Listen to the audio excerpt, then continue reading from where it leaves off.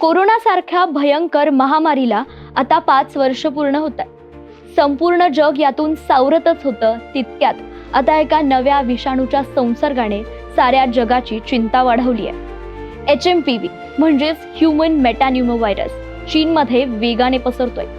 अनेक लोकांनी याची लागण झाल्याचं दिसून येत आहे।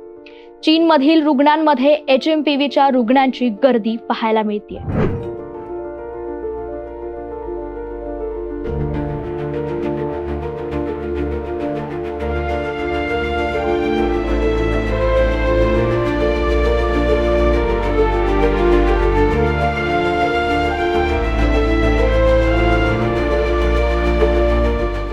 स्मशानभूमीतही मृतदेह दफन करण्यासाठी लांबच लांब रांगा दिसून येत आहेत, पण चीन हे मानायला तयारच नाही। HMPV विषाणूचा भारतात आता शिरकाव झालाय।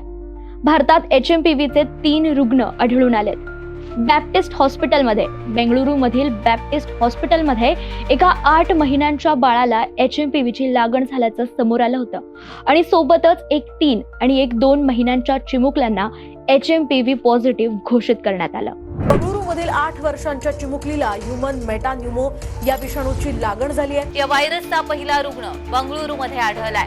बंगळुरू येथील एका रुग्णालयामध्ये 8 महिन्याच्या मुलीमध्ये HMPV तसेच एका 3 महिन्याच्या मुलीमध्ये देखील HMPV आढळून आलाय, तर गुजरातमध्ये देखील एक रुग्ण सापडलाय। कोरोना महामारीनंतर आता HMPVचं संकट खरंच घाबरण्याची गोष्ट आहे का? काय म्हणणंय WHOचं? पाहुयात न्यूज अनकटच्या या स्पेशल रिपोर्टमध्ये। चीनमधून कोविड-19 सारखं आणखी एक आरोग्य संकट निर्माण होत असल्याचं दिसून येत आहे, ज्याचं नाव आहे HMPV व्हायरस।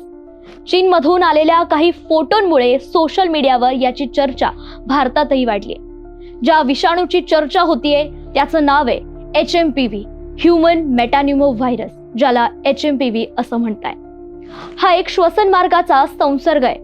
भारतात HMPVचे 3 रुग्ण आढळून आल्याने सध्या सर्वत्र खळबळ उडाली आहे। नमस्कार, मी साक्षी पांचाल, न्यूज अनकटच्या स्पेशल रिपोर्टमध्ये तुमचं स्वागत। चीनमध्ये धुमाकूळ घालत असलेला HMPV म्हणजेच ह्यूमन मेटान्युमो व्हायरस आता भारतात शिरल्यानंतर सगळीकडे याची चर्चा होतीये। खरं तर HMPV व्हायरस गेल्या अनेक दशकांपासून आहे। US centre for disease control and prevention नुसार 2001 मध्ये पहिल्यांदा नेदरलँडमध्ये हा व्हायरस आढळला होता। श्वसनाचा त्रास असलेल्या मुलांच्या सॅम्पलमधून या आजाराची माहिती मिळाली होती।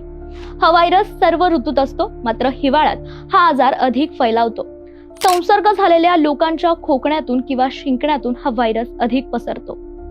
आता HMPVचे लक्षणं काय आहेत त्यावरती एक नजर टाकूया। HMPVच्या लक्षणांमध्ये सामान्य सर्दी, खोकल्यासारख्या गोष्टी आढळून येतात, ज्यात खोकला, नाक वाहणे किंवा बंद होणे, घसा खवखवणे, ताप आणि श्वास घेताना घुरघुरणे यांचा समावेश होतो।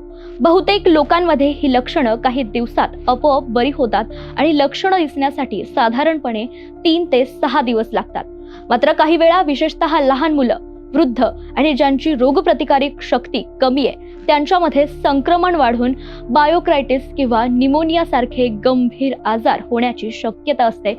अशा परिस्थितीत डॉक्टरांचा सल्ला घेणं आवश्यक आहे। HMPV कसा पसरतो? तर HMPV श्वसन प्रणालीद्वारे 2 लोकांमध्ये पसरू शकतो। हे लोकांमधील संपर्काद्वारे देखील पसरू शकतो, जसं की हस्तांदोलन करणं किंवा व्हायरसने दुसरी वस्तूला स्पर्श करणे। संक्रमित व्यक्तीच्या खोकल्यातून आणि शिंकण्यातून हा व्हायरस अधिक पसरतो। यावर उपचार काय? तर HMPVच्या उपचारासाठी सध्या तरी कोणतीही लस किंवा अँटीव्हायरल उपलब्ध नाहीये।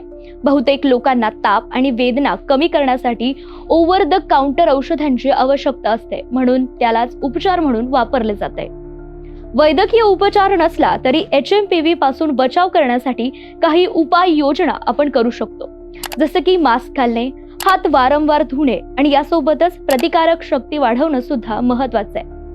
आता चीनमध्ये HMPV विषाणूचा उद्रेक झाल्याच्या बातम्या तर समोर येतच आहेत, तरी महाराष्ट्र राज्यामध्ये अशा कोणत्याही रुग्णाची नोंद अद्याप झालेली नाहीये। त्यामुळे कोणीही घाबरू नये असं आवाहन सार्वजनिक आरोग्य विभागाने केलंय। ह्युमन मेटॅन्युमो व्हायरस म्हणजेच HMPV विषाणूमुळे तीव्र श्वसन संसर्गाचा त्रास उद्भवतो. तो लक्षात घेता राज्यातील 2023च्या तुलनेत डिसेंबर 2024 मध्ये रुग्णांमध्ये कोणतीही वाढ झालेली नाहीये.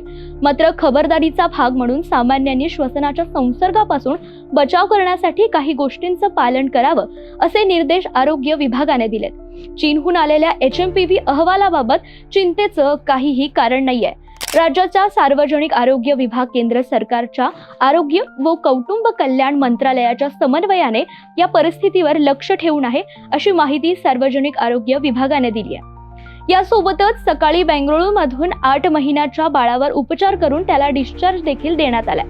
WHOच्या माहितीवरून असं दिसतं की HMPV हा एक सामान्य श्वसन मार्गाचा विषाणू आहे, ज्यामुळे गंभीर आजार होण्याची शक्यता तर कमी आहे. तरीही लहान मुलं, वृद्ध आणि कमकुवत रोगप्रतिकारक शक्ती असलेल्या लोकांनी विशेष काळजी घेणं आवश्यक आहे. तर हा होता आजचा स्पेशल रिपोर्ट. पाहत रहा न्यूज अनकट. धन्यवाद.